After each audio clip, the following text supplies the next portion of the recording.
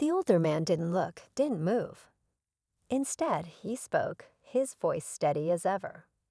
"That's mine," he said simply, his words cutting through the tension like a knife. The bikers froze. The implications of what he'd just said began to sink in.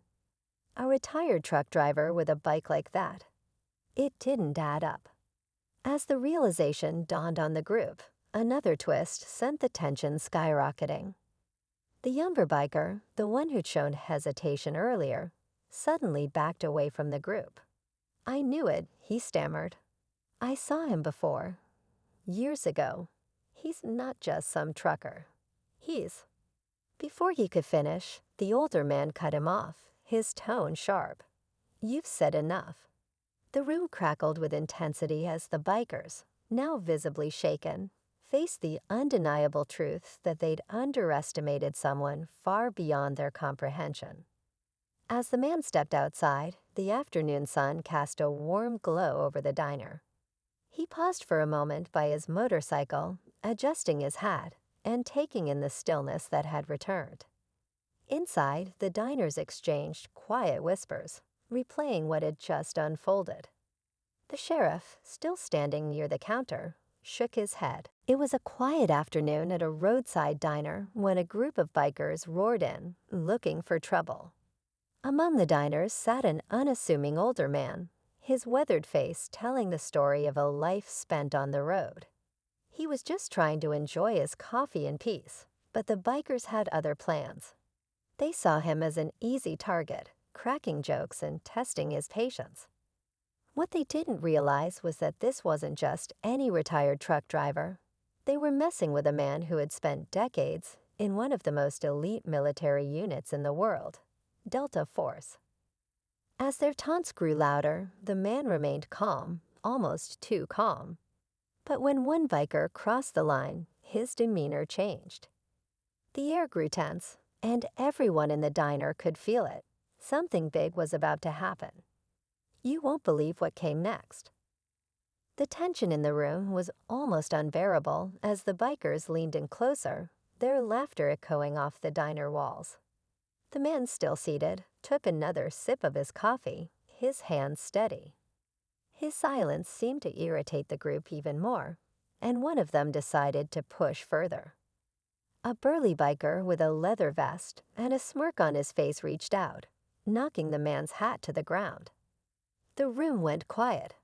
The waitress froze behind the counter, her eyes darting nervously between the bikers and the older man.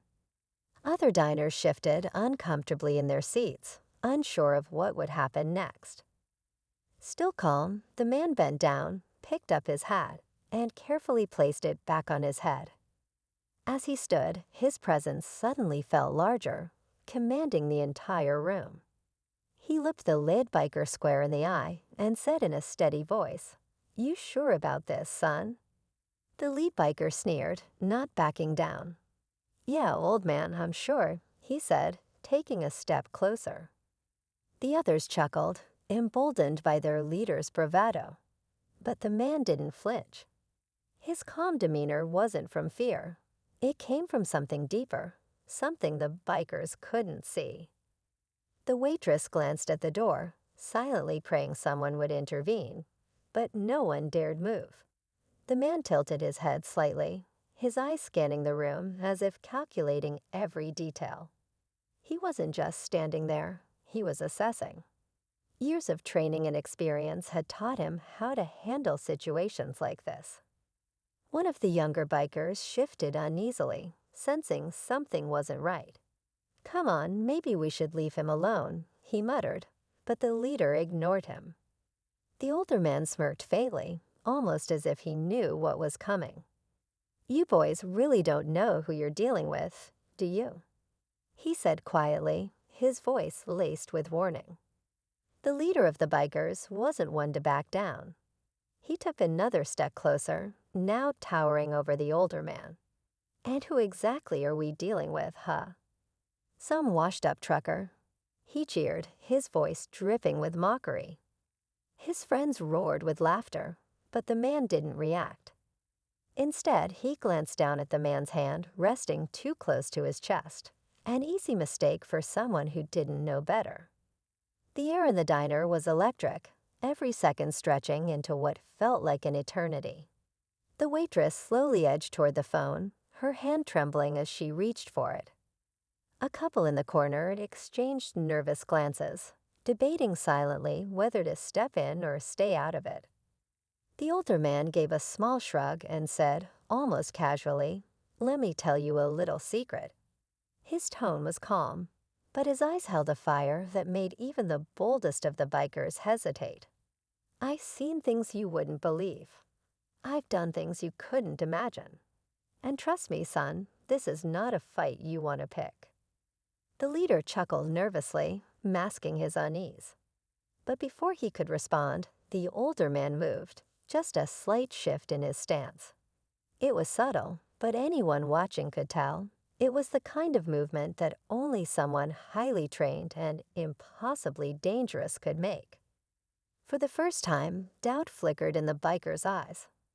The room was on the brink of something explosive, and no one could look away. The leader of the bikers shifted his weight, trying to maintain control of the situation. Big talk for an old man, he spat, but there was an edge of uncertainty in his voice now. The older man smiled faintly, but it wasn't the kind of smile you'd expect. It was the calm, knowing look of someone who'd already won the fight before it even started. Then a voice broke through the tension. "Boss, we got a problem," one of the bikers said, his tone laced with unease. He was staring out the diner's window, pointing to a sleek, black motorcycle parked just outside. The bike looked out of place, polished to perfection, with military decals faintly visible under the sunlight. The room seemed to grow even quieter as the bikers exchanged uncertain glances.